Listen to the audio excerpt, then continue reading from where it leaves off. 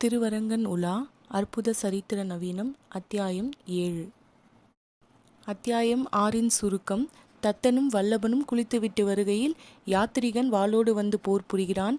போரின் முடிவில் அது சோதனை என்று கூறி அந்த பெண் தந்ததாக ஒரு ஓலைச்சுவடியை அவர்களிடம் தந்து செல்கிறான். ஓலைச்சுவடியில் முழுமையில்லாத செய்தியை படித்து வல்லபன் குழம்பி போய் நிற்கிறான். இனி நடப்பவை. இரு இளைஞர்களும் பிறகு நீரில் இறங்கி மீண்டும் குளித்தார்கள்.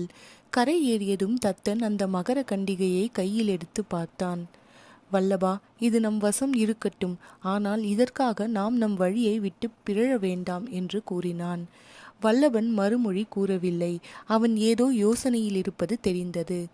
நமக்கு 2 நாட்களில் நேர்ந்த அனுபவங்கள் யாவற்றையும் கெட்ட கனவு போல் மறந்து விடுவோம் என்றான் தத்தன். வல்லபன் அதற்கும் மறுமொழி கூறவில்லை.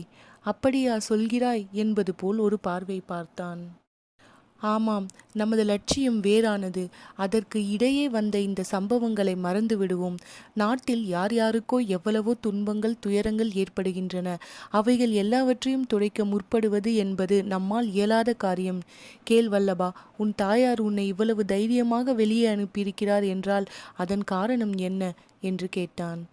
அவருக்கு அவரது கனவு பலிக்க வேண்டும் என்றான் வல்லபன். ஆமாம், அவர்கள் வாழ்க்கையிலே ஒரு குறிக்கோள் வைத்து கொண்டார்கள். அதற்காக அவர்கள் உன்னை அரும்பாடுபட்டு வளர்த்தார்கள்.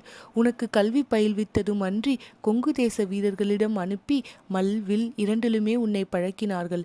இவ்வளவையெல்லாம் ஒரு அபலை போன்ற உன் தாயார் செய்திருக்கிறார்கள் என்றால் அதன் காரணம் என்ன? அந்த ஆறாத அழியாத கனவு. அரங்கனை எப்படியும் தேடி கண்டுபிடிக்க வேண்டும்.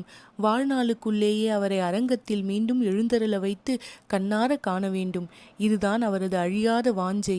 இதற்காகத்தானே நம்மை இந்த இளம் வயதில் வெளி உலகிற்கு அனுப்பி வைத்திருக்கிறார்கள். கேள் வல்லபா, இப்போது நாடு சீர்குலைந்திருக்கும் நிலையிலும் உன் தாயார் உன்னை தைரியமோடு புற உலகில் அனுப்பி வைக்கிறார் என்றால் அவரது லட்சியம் எப்படிப்பட்ட லட்சியமாக இருக்க வேண்டும்? அதை கவனித்துக்கொள் என்றான். வல்லபன் மறுமொழி கூறவில்லை. தத்தன் கூறுவது எல்லாமே அவனுக்கு சரியாகப்பட்டது. ஒரு கணத்தில் அவன் மனத்தில் ஒரு உத்வேகம் கொழித்தது. தத்தன் கூறியதைப் போல் இடையில் நடந்ததையெல்லாம் மறந்துவிட வேண்டுமென்று எண்ணினான். இருவரும் மௌனமாக நடக்கத் தொடங்கினார்கள். இனி நமக்கு அரங்கனை பற்றிய விசாரணைதான் ஒரே விசாரணை என்று இருவரும் கூறிக்கொண்டார்கள். சுவாமி, 37 ஆண்டுகளுக்கு முன் நடந்த சமாச்சாரம் அது. ஸ்ரீரங்கம் என்னும் திருவரங்க கஷேத்திரத்தை டில்லி சுல்தானியம் சூழ்ந்து கொண்டார்கள். அவர்கள் ஆக்கிரமிப்புக்கு பயந்து நம் அரங்கனின் உற்சவ மூர்த்தியை எடுத்துக்கொண்டு ஒரு கோஷ்டியார் தென் திசை நோக்கி பயணம் செய்தார்கள். அவர்கள் கேரள தேசம் வழியாக